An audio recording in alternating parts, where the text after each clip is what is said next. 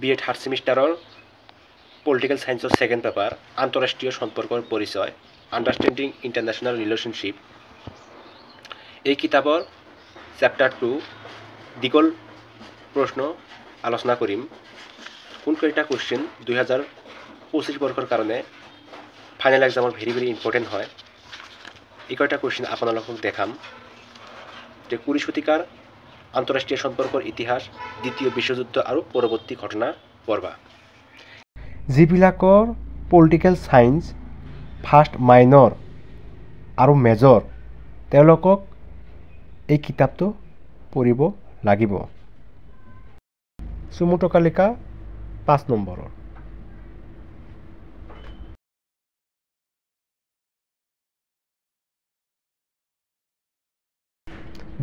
দীঘল প্ৰশ্ন 10 নম্বৰৰ তোমালোকে যদি চেনেলত নতুন আহি থকা তেন্তে চেনেলখন সাবস্ক্ৰাইব কৰি লবা